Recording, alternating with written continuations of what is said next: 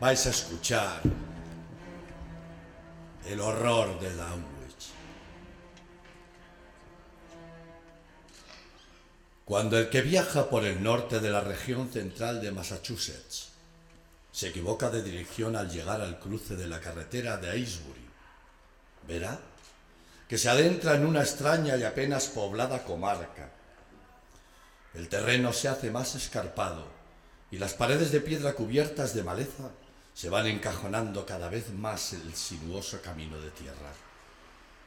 Los árboles y la maleza, las zarzas y la hierba alcanzan una frondosidad rara vez vista en las regiones habitadas. Por el contrario, los campos cultivados son muy escasos y áridos, mientras que las pocas casas diseminadas presentan un sorprendente aspecto de decrepitud, suciedad y ruina. Uno no se atreve a preguntar nada a las arrugadas y solitarias figuras que se ve escrutar desde las puertas medio derruidas. Esas gentes son tan silenciosas y hurañas que uno tiene la impresión de verse frente a un recóndito enigma del que más vale no identificar ni averiguar nada. Y ese sentimiento de extraño desasosiego se recrudece cuando, desde un alto del camino, se divisan las montañas que se alzan por encima de los tupidos bosques que cubren la comarca. Pero uno tiene que seguir adelante, pues no hay camino que permita eludirlas. Y cuando se acerca más, no resulta nada tranquilizador comprobar que la mayoría de las casas están desiertas y medio derruidas, y que la iglesia, con el capitel quebrado, alberga ahora el único y destartalado establecimiento mercantil de toda la aldea. El simple paso del tenebroso túnel del puente infunde ya cierto temor, pero tampoco hay manera de evitarlo. Una vez atravesado el túnel, es difícil que a uno no le asalte la sensación de un ligero hedor al pasar por la calle principal y ver la descomposición y la mugre acumuladas a lo largo de siglos. Siempre resulta reconfortante salir de aquel lugar y, siguiendo el angosto camino que discurre al pie de las montañas, cruzar la llanura que se extiende una vez traspuestas las cumbres montañosas, hasta volver a desembocar en la carretera de Aylesbury. Una vez allí, es posible que el viajero se entere de que ha pasado por Dunwich. Nadie puede decir qué le ocurre a Dunwich, aunque las viejas leyendas aluden a idolátricos ritos y cónclaves de los indios, en los que se invocaban misteriosas figuras provenientes de las grandes montañas, rematadas en forma de bóveda, al tiempo que oficiaban salvajes rituales orgiásticos, contestados por estridentes crujidos y fragores salidos del interior de las montañas. Por si fuera poco, los naturales del lugar tienen un miedo cerval a la algarabía de que arma en las cálidas noches la legión de chotacabras que pueblan la comarca.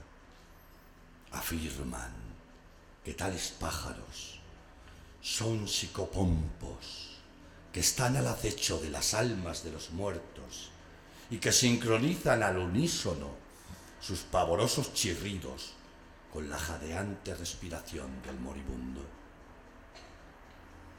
La visita de Mami obedeció a la pura curiosidad, en tanto que Zacarías fue por allí a llevar un par de vacas de raza que el viejo Wesley le había comprado a su hijo Curtis.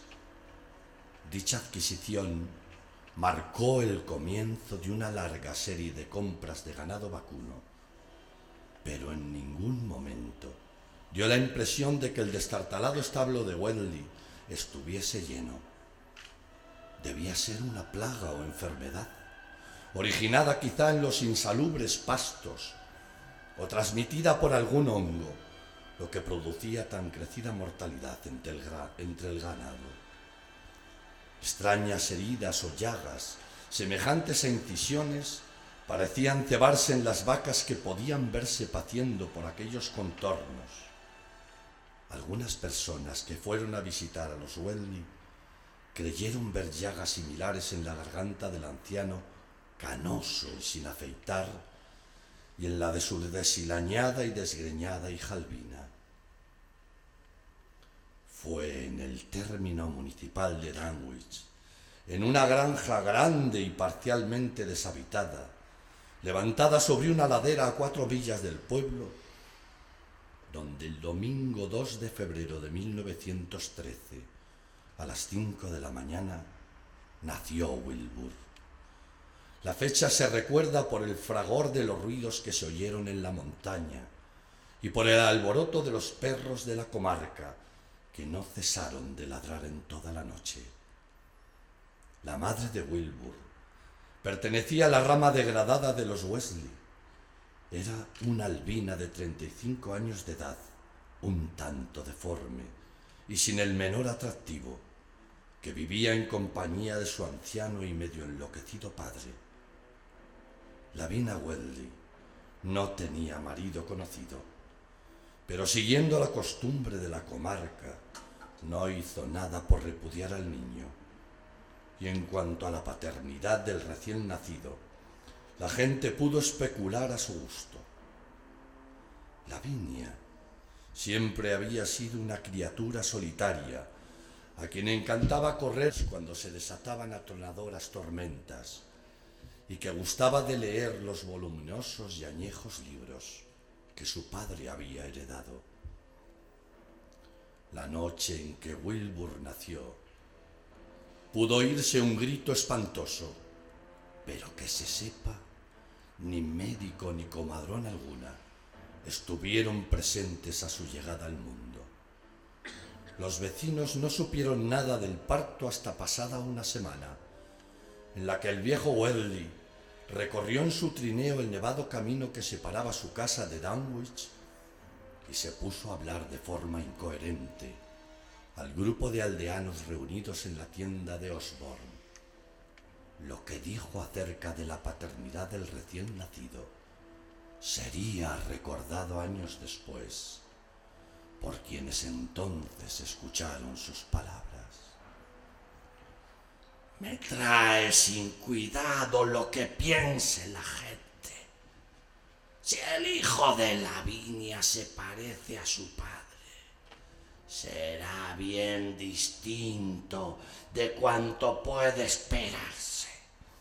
Lavinia ha leído y ha visto cosas que la mayoría de vosotros ni siquiera sois capaces de imaginar. Y si supierais la mitad de cosas que yo sé, no desearíais mejor casamiento.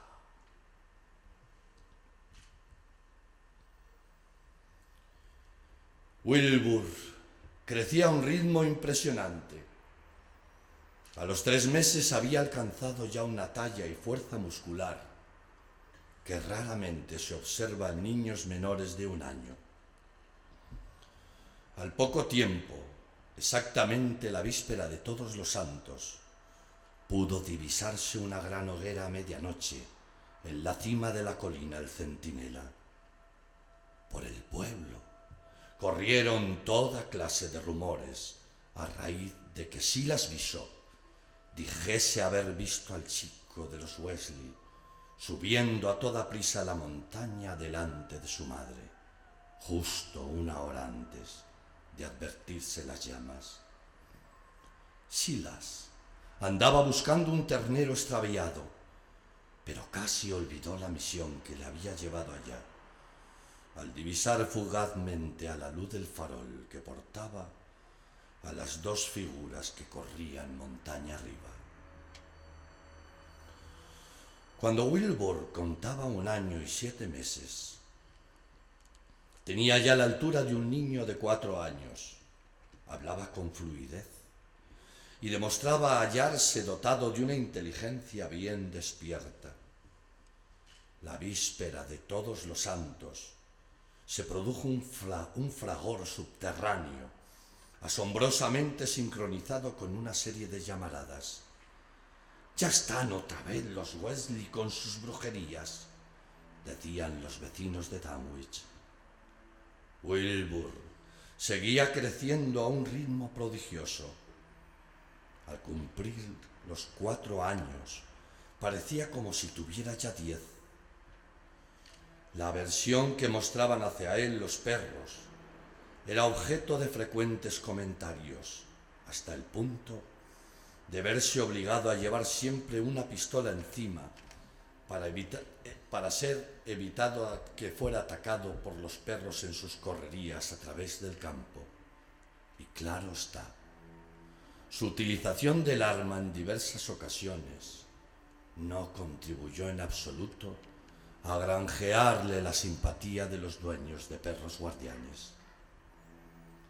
Las pocas visitas que acudían a la casa de los Weasley encontraban con harta frecuencia a Lavinia sola en la planta baja, mientras se oían extraños gritos y pisadas en el entablado piso superior.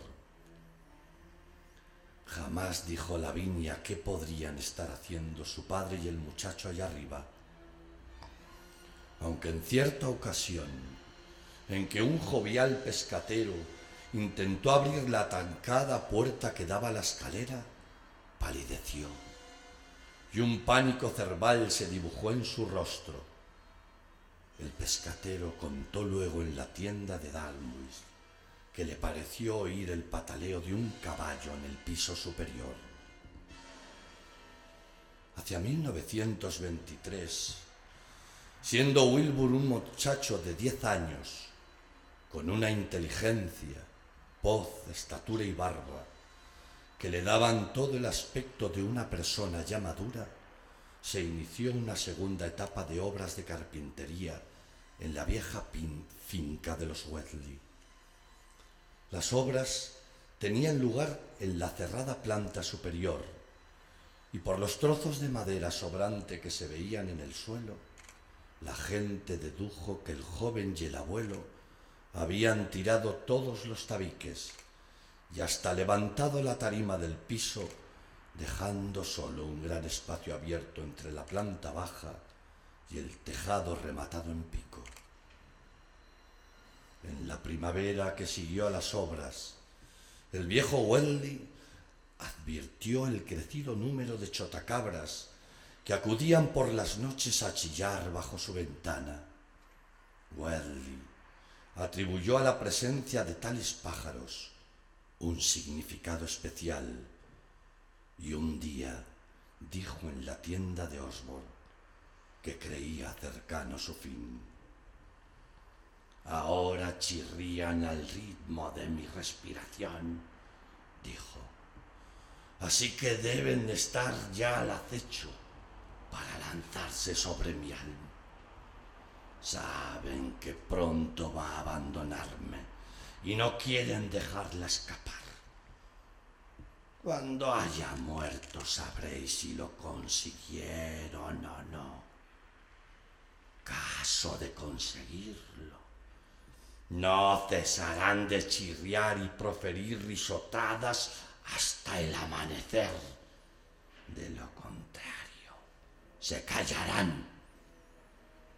Los espero a ellos y a las almas que atrapan, pues si quieren mi alma, les va a costar lo suyo».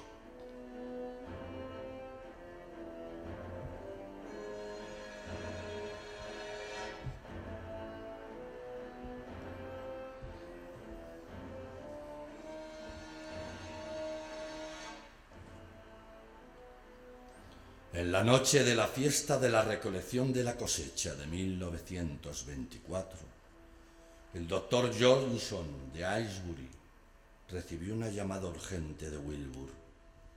El viejo se había lanzado a todo galope en medio de la oscuridad reinante en el único caballo que aún restaba a los Weasley. el doctor encontró al viejo en estado agonizante, con un ritmo cardíaco y una respiración estertórea que presagiaban un final inminente. La deforme hija Albina y el nieto adolescente, pero ya barbudo, permanecían junto al lecho mortuorio, mientras que del tenebroso espacio que se abría por encima de sus cabezas llegaba la desagradable sensación de una especie de chapoteo. Con todo, lo que más le molestaba al médico era el ensordecedor griterío que armaban las aves nocturnas, que revoloteaban en torno a la casa en una verdadera legión de chotacabras que chirriaban su monótono mensaje diabólicamente sincronizado con los entrecortados estertores del agonizante anciano. Hacia la 1 de la noche, el viejo Weldy recobró la conciencia y al tiempo que cesaban sus estertores, balbuceó algunas entrecortadas palabras a su nieto. «Más espacio, Willy. Tú creces, pero eso tiene que crecer más deprisa. Pronto te servirá, hijo. Abre las puertas de par en par, salmodiando el largo canto, y luego préndele fuego a la prisión». No había duda. El viejo Weldy estaba loco de remate. Tras las últimas palabras, volvieron a reproducirse los estertores, y Lavinia lanzó un pavoroso grito al ver cómo el griterío que armaban los chotacabras cambiaba para adaptarse al nuevo ritmo de la respiración. No hubo ningún cambio durante 1 hora, al cabo de la cual la garganta del moribundo emitió el postrel vagido. El doctor cerró los párpados sobre los resplandecientes ojos grises del anciano,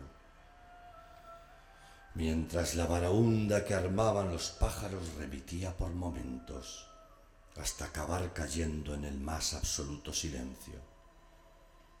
Lavinia no dejaba de sollozar, en tanto que Wilbur se echó a reír sofocadamente.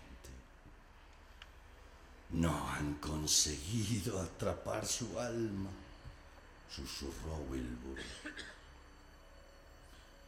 Con el paso de los años, fue tratando a su semideforme y albina madre con un desprecio cada vez mayor, hasta llegar a prohibirle que le acompañase a las montañas en las fechas de la víspera de mayo y de Todos los Santos. En 1926, la infortunada madre le dijo a mami que su hijo le inspiraba miedo. «Sé multitud de cosas acerca de él que me gustaría poder contarte, mami», le dijo un día.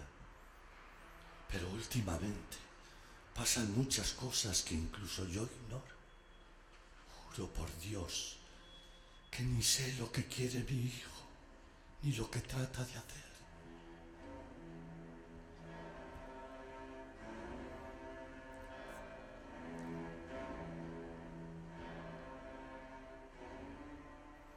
En la víspera de Todos los Santos de aquel año, los ruidos de la montaña resonaron con un inusitado furor, y al igual que todos los años, pudo verse el resplandor de las llamaradas en la cima de la colina del Centinela.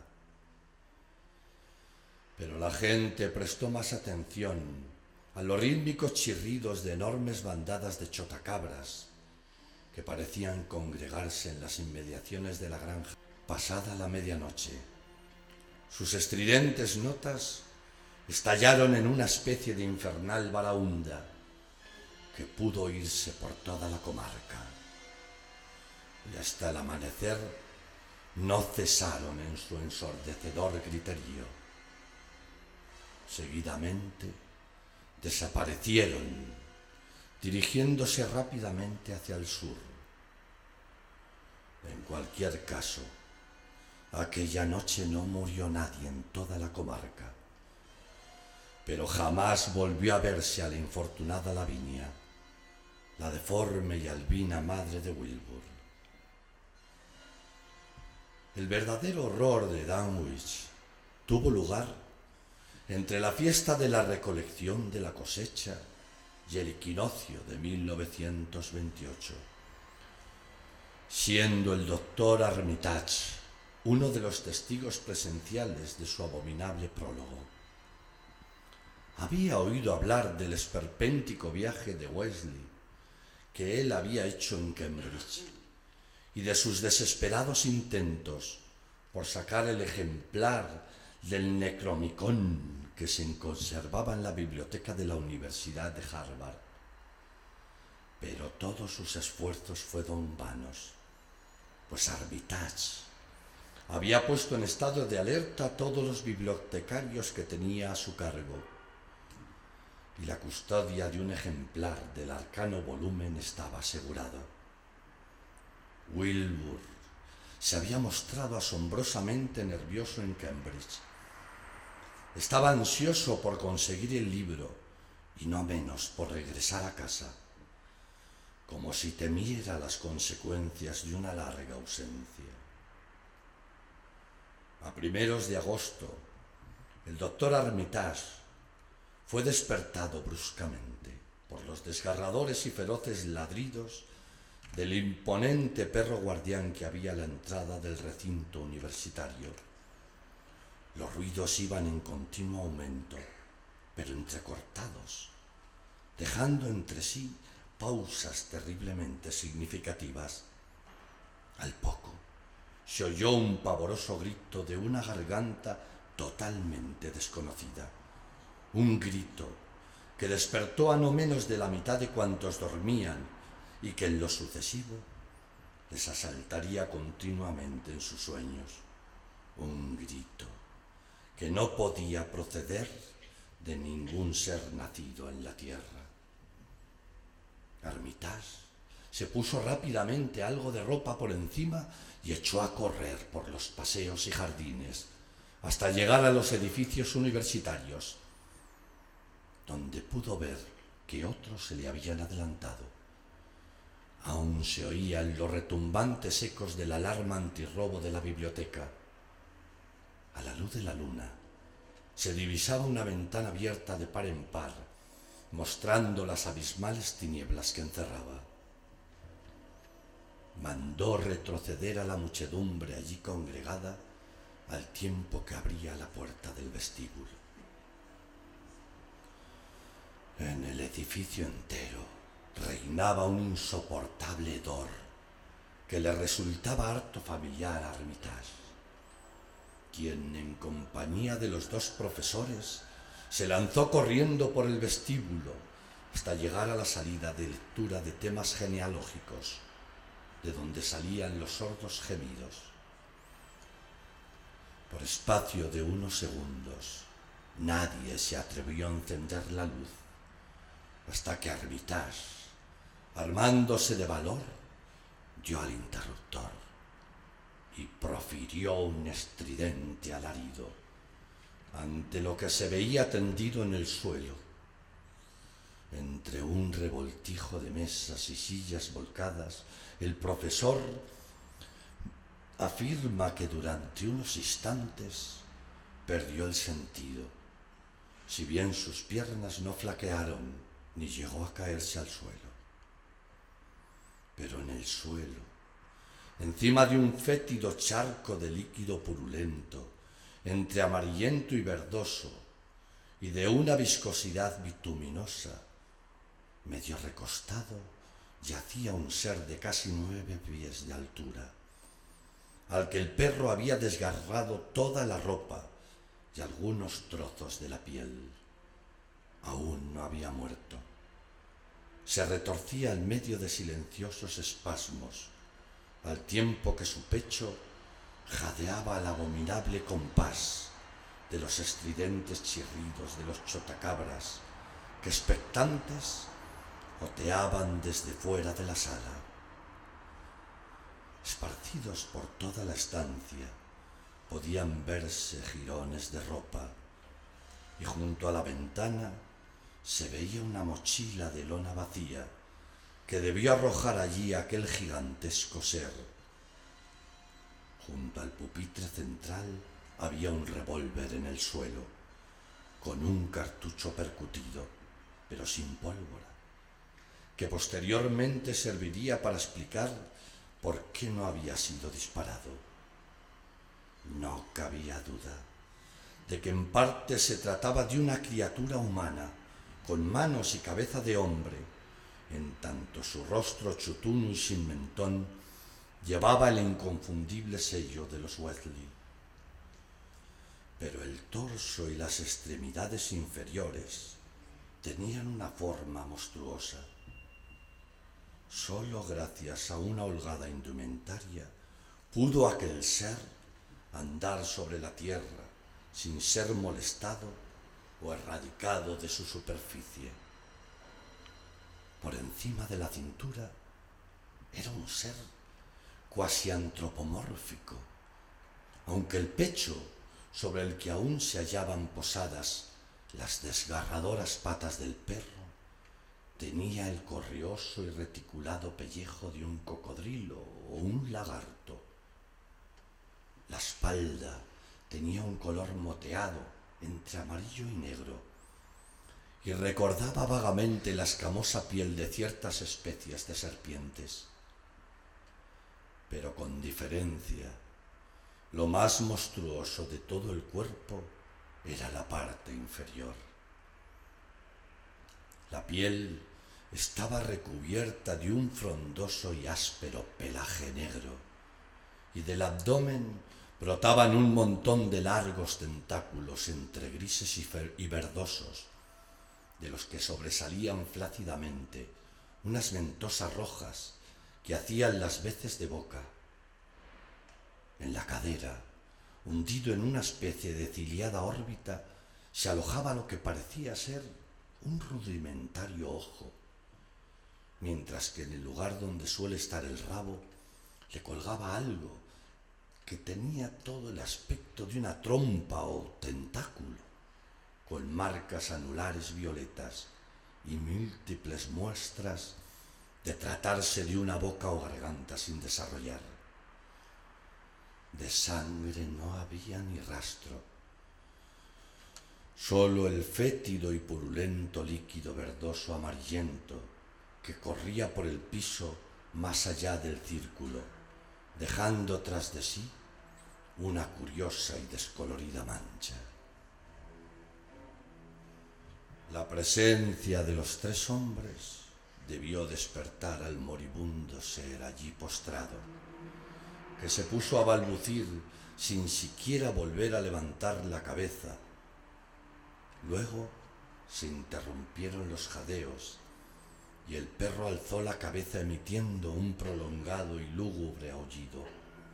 De pronto, el perro dio un brusco respingo, lanzó un aterrador ladrido y se arrojó precipitadamente por la ventana por la que había entrado.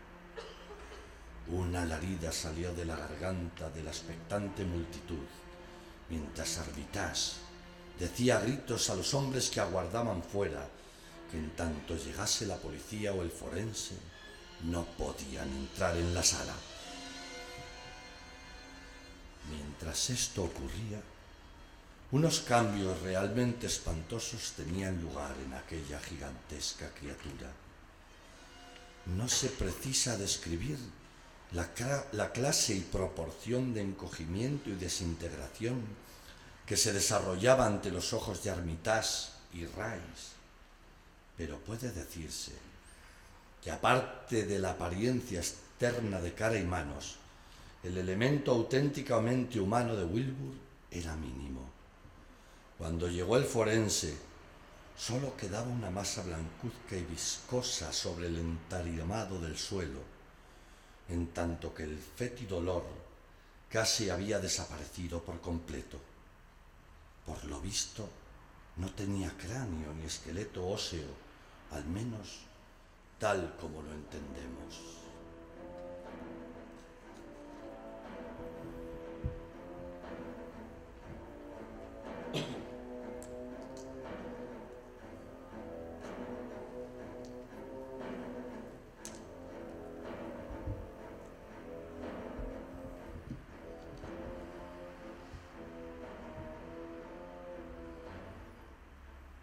Pero esto no fue sino simplemente el prólogo del verdadero horror de Dunwich. El horror se desató en el transcurso de la noche del 9 de septiembre. Hacia las 7 de la mañana, Luther Brown, el mozo de la granja de George, trató de balbucir lo que había visto a la señora Corey. Esta se puso a telefonear a los vecinos, con los que empezó a cundir el pánico. El mozo dice que la casa entera del viejo Wesley ha volado por los aires, como si hubiese una carga de dinamita en su interior. Apenas queda otra cosa que el suelo de la planta baja, pero está realmente cubierto por una especie de sustancia viscosa que huele horriblemente. Y en el corral hay unas huellas espantosas, de forma circular, más grandes que la tapa de un tonel. Y todo está lleno de esa sustancia pegajosa que se ve en la casa destruida. Las vacas de Seth las encontró en los pastizales altos. La mitad estaban muertas y a casi el resto de las que quedaban les habían chupado la sangre y tenían llagas. Créame lo que le digo, señora Corey. Hay algo suelto por ahí que no me sugiere nada bueno. Y pienso que ese negro de Wilbur, que tuvo el horrendo fin que se merecía, está detrás de todo esto. El viejo Wesley debía estar criando algo en esa casa toda tapiada con clavos. A eso de mediodía, las 3/4 partes de los hombres y jóvenes de Dunwich salieron a dar una batida por los caminos y prados que había entre las recientes ruinas de lo que fuera la finca de los Wesley y el barranco del Cold Spring, comprobando aterrados con sus propios ojos las grandes y monstruosas huellas y las agonizantes vacas de Bishop y toda la misteriosa y apestada desolación que reinaba sobre el lugar, la vegetación aplastada y pulverizada por los campos y a orillas de la carretera. Fuese cual fuese el mal que se había desatado sobre la comarca, era seguro que se encontraba en el fondo de aquel enorme y tenebroso barranco. Ningún ruido llegaba de su fondo. Tan solo se percibía un lejano e indefinible hedor. Aquella noche, todos los vecinos de Dunwich y su comarca se recogieron en casa, y no hubo granja o establo en que no se obstruyera la puerta lo más sólidamente posible. Huelga decir que ni una sola cabeza de ganado pasó la noche en los pastizales. Hacia las 2 de la mañana, un irrespirable hedor y los furiosos ladridos de los perros despertaron a la familia de Elmer Fry, cuya granja se hallaba situada al extremo oeste del barranco de Cold Spring. Al parecer, el ruido procedía del establo y fue seguido al punto por escalofriantes mugidos y pataleos de las vacas. Finalmente, el ruido del ganado remitió hasta no pasar de lastimeros mugidos, seguido de una serie de chasquidos, crujidos y fragores impresionantes. Los Fry, apiñados en el salón, no se atrevieron a moverse para nada, hasta que no se desvanecieron los últimos ecos. Luego, entre los débiles mugidos que seguían saliendo del establo y los endiablados chirridos de las últimas chotacabras, Selina Fry se acercó tambaleándose al teléfono y difundió a los cuatro vientos cuanto sabía sobre la segunda fase del horror. Dos impresionantes franjas de destrucción se extendían desde el barranco hasta la franja de Fry, en tanto unas monstruosas huellas cubrían la tierra desprovista de toda vegetación y una fachada del viejo establo pintado de rojo se hallaba tirada por el suelo.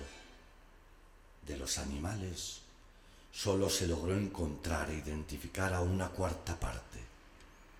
Algunas de las vacas estaban pulverizadas en pequeños fragmentos y las que se sobrevivieron no hubo más remedio que sacrificarlas. A la mañana siguiente pudo advertirse cierta agitación entre los perros e indefinidos sonidos y fétidos olores en la lejanía, mientras que los expedicionarios más madrugadores se horrorizaron al ver de nuevo, recientes, las monstruosas huellas en el camino que orillaba la colina del Centinela. Era precisamente allí, en la cumbre, donde los Weldy solían celebrar sus diabólicas hogueras y entonar sus no menos infernales rituales ante la piedra con forma de mesa, en las fechas de la víspera de mayo y de Todos los Santos. La noche del jueves comenzó igual que casi todas las precedentes, pero acabó bastante peor. La verdad se descubrió al cabo de una hora, cuando tras juntarse a toda prisa un grupo de hombres armados se dirigió a la finca de los Fry, que estaba en la boca misma del barranco. Lo que allí se veía era espantoso, pero en modo alguno constituía una sorpresa. Había nuevas franjas aplastadas y monstruosas huellas. La casa se había hundido, como si del cascarón de un huevo se tratase, y entre las ruinas no pudo encontrarse resto alguno vivo o muerto, solo un insoportable hedor. La familia Fry había sido por completo borrada de la faz de Dunwich.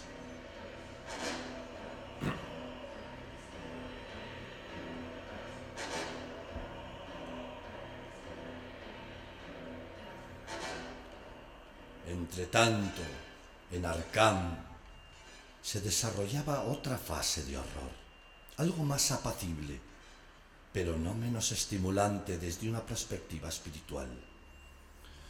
El extraño manuscrito o diario de Wilbur, entregado a la Universidad de Miskatonic para su oportuna traducción, había sido la causa de muchos quebraderos de cabeza. La conclusión final de los lingüistas fue que el texto representaba un alfabeto artificial, debiendo tratarse de criptogramas, aunque ninguno de los métodos criptográficos normalmente utilizados pudo aportar la menor pista para su desciframiento. Finalmente, el viejo libro cayó en manos del doctor Armitage. Armitage sabía muy bien, tras los repetidos fracasos de sus colegas, que el enigma que encerraba aquel texto resultaría difícil de desentrañar y sería tarea harto dificultosa, por lo que había que desechar cualquier intento de aplicar métodos sencillos de investigación. La última decena de agosto la dedicó a recopilar todos los tratados de criptografía que pudo encontrar.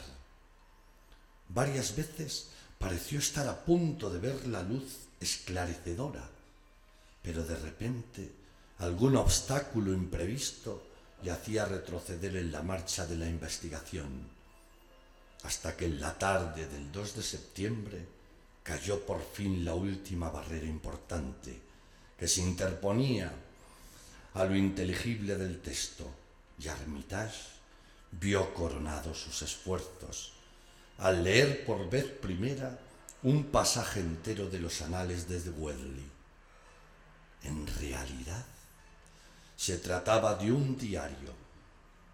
El doctor Armitage, sentado en su escritorio, a la luz de una lámpara eléctrica, fue pasando página tras página con temblorosa mano, y a medida que descifraba el críptico texto, y no paró de leer ni un instante.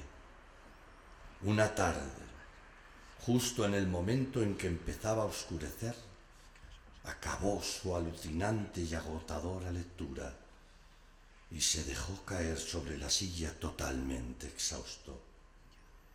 Durmió toda aquella noche, pero al día siguiente estuvo delirando a intervalos y en sus momentos de lucidez hablaba de la imperiosa necesidad de mantener una larga reunión con Rice y Morgan. No había quien entendiera sus desvaríos. Hay que detenerlos como sea. Se lanzaba a gritar desesperadamente. Los Dewdley se proponen abrirles el camino, y lo peor de todo aún está por llegar. Digan a Rice y Morgan que hay que hacer algo. Es una operación que entraña un gran peligro, pero yo sé cómo fabricar los polvos. No ha recibido ningún alimento desde el 2 de agosto, el día en que Wilbur vino a morir aquí, y a estas alturas. El sábado por la tarde se sintió con fuerzas para ir a la biblioteca y mantener una reunión con Rice y Morgan. Los tres hombres estuvieron devanándose los sesos el resto del día con las más increíbles especulaciones y los más alucinantes debates. Los tres habían visto el agonizante cuerpo de Wilbur, postrado en una estancia de aquel mismo edificio, por lo que a ninguno de ellos se le pasó siquiera por la cabeza considerar el diario como los delirios de un loco. Cuanto más pensaban en el infernal diario, más dudas les asaltaban sobre la eficacia de cualquier agente material para destruir al ser que Wilbur había dejado tras de sí. El amenazador ser que unas horas después habría de abatirse sobre la localidad y acabaría siendo trágicamente conocido por el horror de Dunwich.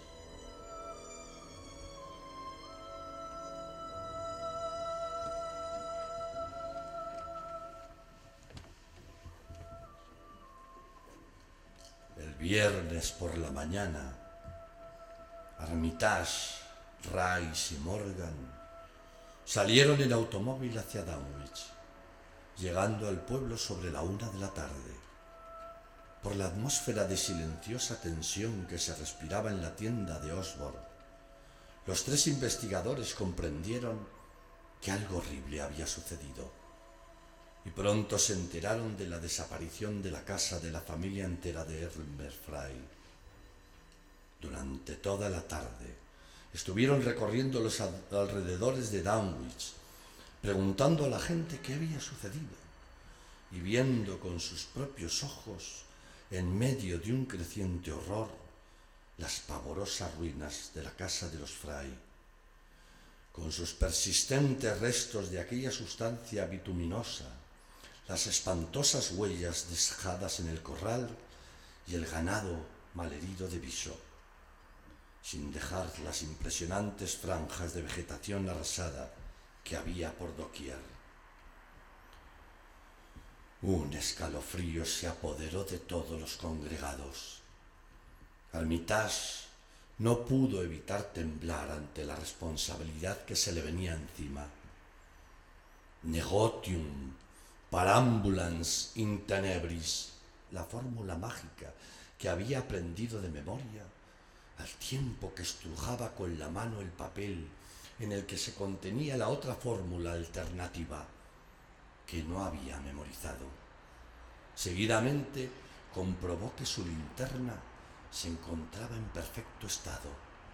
Rice, que estaba a su lado, sacó de un maletín un pulverizador de esos que se utilizan para combatir los insectos, mientras Morgan desenfundaba el rifle de caza en el que seguía confiando, pese a las advertencias de sus compañeros de que las armas no valdrían de nada frente a tan monstruoso ser.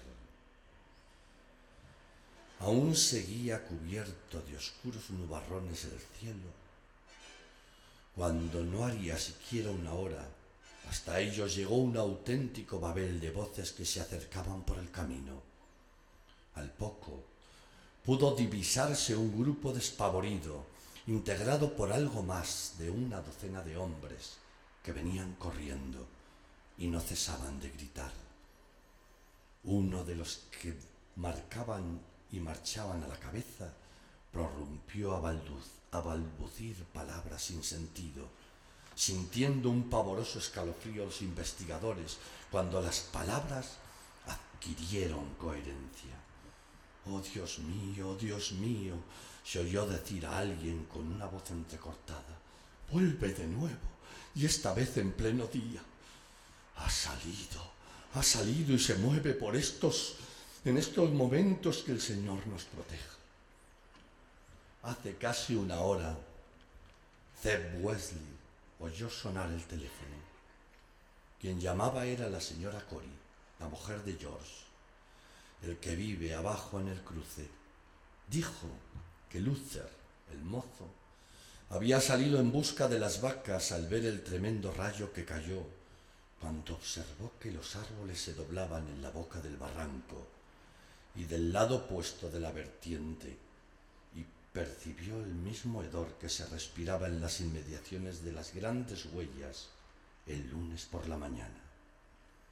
Y según ella, Luther dijo haber oído una especie de crujido o chapoteo, un ruido mucho más fuerte que el producido por los árboles o arbustos al doblarse, y de repente los árboles que había a orillas del camino se inclinaron hacia un lado y se oyó un horrible ruido de pisadas y un chapoteo en el barro, pero aparte de los árboles y la maleza doblados, no vio nada. Luego, más allá de donde el arroyo Viso pasa por debajo del camino, pudieron oírse unos espantosos crujidos y chasquidos en el puente, y dijo que parecía como si fuese madera que estuviese resquebrajándose, pero aparte de los árboles y los matorrales doblados, no vio nada en absoluto. Y cuando los crujidos se perdieron a lo lejos, en el camino que lleva a la granja del brujo Wesley y a la cumbre de la colina del Centinela, Luther tuvo el valor de acercarse al lugar donde se oyeron los ruidos primero y se puso a mirar el suelo. No se veía otra cosa que agua y barro. El cielo estaba encapotado y la lluvia que caía empezaba a borrar las huellas. Otro hombre dijo: «Eso no es lo malo, eso fue solo el principio». Zeb convocó a la gente y todos estaban escuchando cuando se cortó una llamada telefónica que hacían desde la casa de Seth. Sally, la mujer de Seth, no paraba de hablar en tono muy acalorado. Acababa de ver los árboles tronchados al borde del camino y dijo que una especie de ruido acorchado pareció tras de las pisadas de un elefante y se dirigían hacia la casa. Luego dijo que un olor espantoso se metió de repente por todos los rincones de la casa y que su hijo no cesaba de gritar que el olor era idéntico al que había en las ruinas de la granja de Wesley el lunes por la mañana, mientras los perros no paraban de lanzar horribles aullidos y ladridos. De repente, Sally pegó un grito y dijo que el cobertizo que había junto al camino se había derrumbado como si la tormenta se lo hubiese llevado por delante. Solo que apenas corría viento para pensar en algo así. Todos escuchábamos con atención y a través del hilo podía oírse el jaleo de la multitud de gargantas pegadas al teléfono. Sally volvió a proferir un espantoso grito y dijo que la cerca que había delante de la casa acababa de derrumbarse, que no se veía la menor señal que indicara a qué podía deberse. Luego, todos los que estaban pegados al hilo oyeron chillar también a su hijo y al viejo Seth.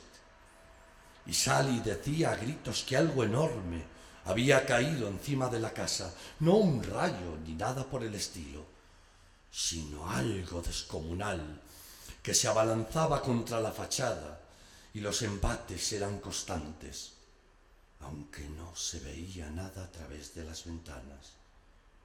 Y luego, el terror podía verse reflejado en todos los rostros, y Armitage, aun cuando no estaba menos aterrado, tuvo el aplomo suficiente para decirle a quien tenía la palabra que prosiguiera. Y luego, Sally lanzó un grito estremecedor y dijo: ¡Socorro! ¡Socorro! La casa se viene abajo. Y desde el otro lado del hilo pudimos oír un fenomenal estruendo y un espantoso griterío, igual que pasó con la granja de Elmer Fry, solo que esta vez fue peor.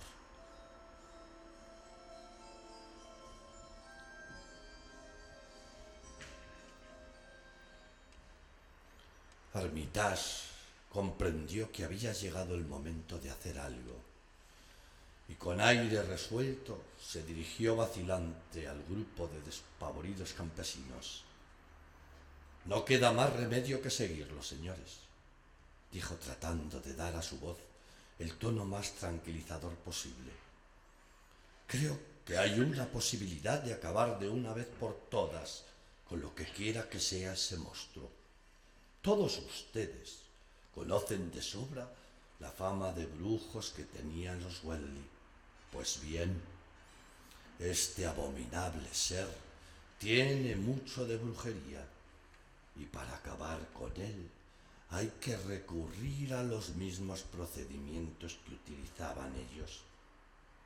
He visto el diario de Wilmore y examinado algunos de los extraños y antiguos libros que acostumbraba leer, y creo conocer el conjuro que debe pronunciarse para que desaparezca para siempre. Naturalmente, no puede hablarse de una seguridad total, pero vale la pena intentarlo. Es invisible, como me imaginaba, pero este pulverizador de largo alcance contiene unos polvos que deben hacerlo visible por unos instantes. Dentro de un rato vamos a verlo. Hay que seguirlo, pues. Y la forma de hacerlo es ir a la granja que acaba de ser destruida. Armitage, Rice y Morgan se pusieron a caminar en la dirección indicada, mientras la mayoría de los aldeanos marchaban lentamente detrás de ellos. Al final, llegaron a un camino lleno de barro, justo al tiempo que salía el sol. Se hallaban algo más allá de la finca de Seth Bishop, pero los árboles tronchados y las inequívocas y horribles huellas eran buena prueba de que ya había pasado por allí el monstruo. Nadie quiso permanecer allí mucho tiempo, entre aquel hedor insoportable y aquella viscosidad bituminosa. Todos volvieron instintivamente al sendero de espantosas huellas que se dirigían hacia la granja en ruinas de los Wenley. Armitage sacó un potente catalejo y se puso a escrutar las verdes laderas de la colina del Centinela. Dios todopoderoso, la hierba y los matorrales se mueven. Está subiendo lentamente, como si reptara. En estos momentos llega a la cima. Que el cielo nos ampare. Al final, los tres investigadores, el doctor Armitage de canosa barba, el profesor Rice, rechoncho de cabellos plateados, y el doctor Morgan, delgado y de aspecto juvenil, acabaron subiendo solos la montaña. Tras instruir con suma paciencia a los aldeanos sobre cómo enfocar y utilizar el catalejo, lo dejaron con el atemorizado grupo que se quedó en el camino. Luego, Wesley, que a la sazón miraba por el objetivo, gritó con todas sus fuerzas que Armitage se había puesto a ajustar el pulverizador que llevaba Rice, y todo indicaba que algo iba a ocurrir de un momento a otro. El resto de los que estaban en el camino solo pudieron ver el fugaz resplandor de una nube grisácea. Una nube del tamaño de un edificio relativamente alto, próxima a la cima de la montaña. Curtis, que era quien en aquellos momentos miraba por el catalejo, lo dejó caer de golpe sobre el barro que les cubría hasta los tobillos, al tiempo que lanzaba un grito aterrador. ¡Oh, Dios todopoderoso! Eso es mayor que un establo. Todo hecho de cuerdas retorcidas. Tiene una forma parecida a un huevo de gallina, pero enorme, con docenas de patas, como grandes toneles medio cerrados que se echaran a andar. No se ve que tenga nada sólido. Es de una sustancia gelatinosa y está hecho de cuerdas sueltas y retorcidas como si se las hubieran pegado.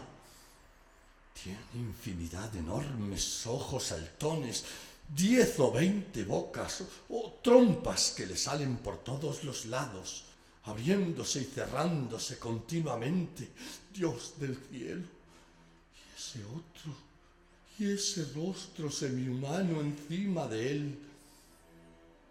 Earl Sawyer cogió seguidamente el catalejo y dijo que se veía las tres figuras de pie en la cumbre más alta, prácticamente al mismo nivel del altar de piedra, pero todavía a considerable distancia de éste.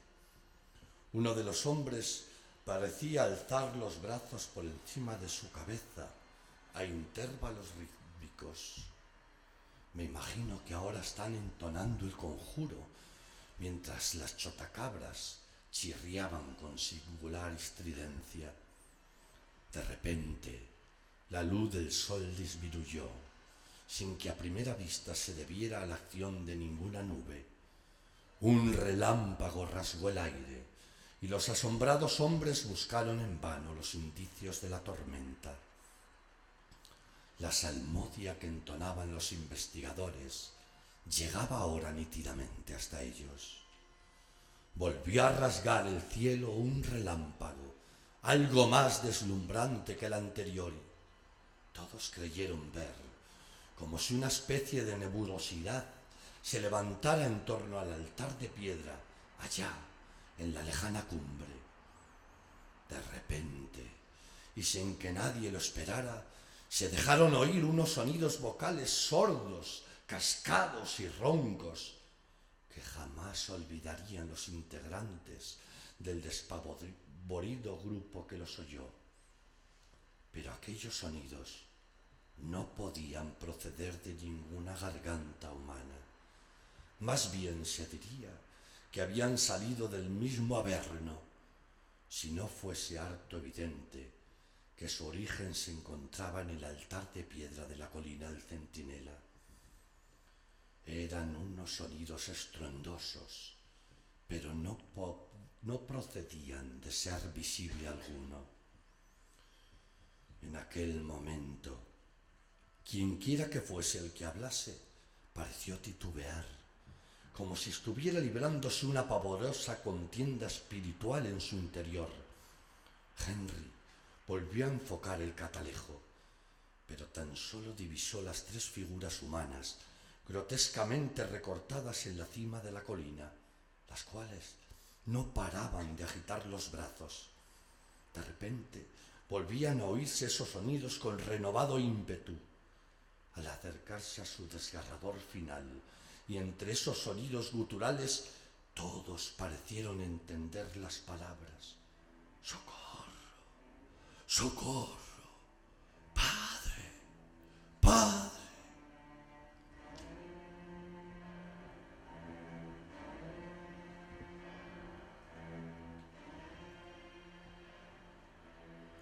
Eso fue todo.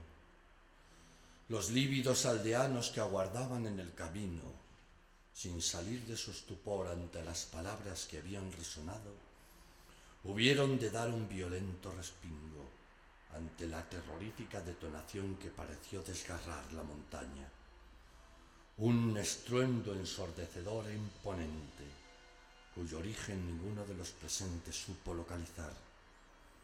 Un único rayo cayó desde el cénit violáceo sobre la piedra del altar, y una gigantesca ola de inconmensurable fuerza e indescriptible hedor bajó desde la montaña bañando la comarca entera. Árboles, maleza, hierbas, todo fueron arrasados por la furiosa cometida. El hedor desapareció al poco tiempo, pero la vegetación no volvió a brotar con normalidad. Incluso hoy sigue percibiéndose una extraña y nauseabunda sensación ante las plantas que crecen en las inmediaciones de aquella montaña de infausto recuerdo.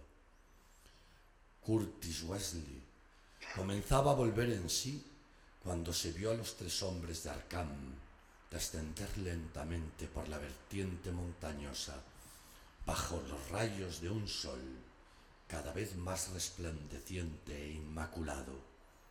Su semblante era grave y calmado, y parecían consternados. El monstruo ha desaparecido, dijo Armitage. Ha vuelto al seno de lo que era en un principio. Era una monstruosidad en un mundo normal. Solo en una mínima parte estaba compuesto de materia, en cualquiera de las acepciones de la palabra. Era igual que su padre, y una gran parte de su ser ha vuelto a fundirse con aquel en algún reino o dimensión desconocido, allende nuestro universo material, en algún abismo del que sólo los más endiablados ritos de la malevolencia humana le permitirían salir tras invocarlo. Oh Dios, aquel rostro semihumano, aquel rostro semihumano, aquel rostro de ojos rojos y albino pelo ensortijado sin mentón, igual que los Weddle. Era un pulpo, un ciempiés, una especie de araña, pero tenía una cara de forma semihumana encima de todo, y se parecía al brujo Wesley, solo que medía yardas y yardas. Pero, ¿qué era después de todo? ¿Y cómo logró el joven brujo llamarle para que acudiera de los espacios? Armitage escogió sus palabras cuidadosamente a la hora de contestar. Era sobre todo una fuerza que no pertenece a la zona que habitamos del espacio sideral. Una fuerza que actúa, crece y obedece a otras leyes distintas de las que rigen nuestra naturaleza. A ninguno de nosotros se nos ocurre invocar a tales seres del exterior. Solo lo intentan las gentes y cultos más abominables. Y algo de ello puede decirse de Wilbur. Algo que basta para hacer de él un ser demoníaco. Lo primero que pienso hacer es quemar este maldito diario. Y si quieren obrar como hombres prudentes, les aconsejo que dinamiten cuanto antes la piedra altar que hay en esa cima y echen abajo todos los círculos de monolitos que se levantan en las restantes montañas. Pero en cuanto se refiere al ser que acabamos de devolver a su lugar de origen, los Wedley lo criaron para que desempeñara un terrible papel en los monstruosos hechos que iban a acontecer. Y no es necesario preguntar por qué Wilbur lo llamó para que viniera del espacio. No lo llamó. Era su hermano gemelo, pero se parecía más a su padre que a él.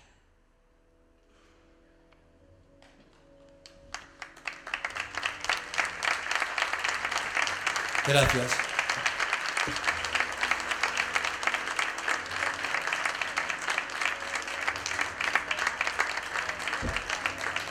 Muchas gracias. Espero que os haya gustado.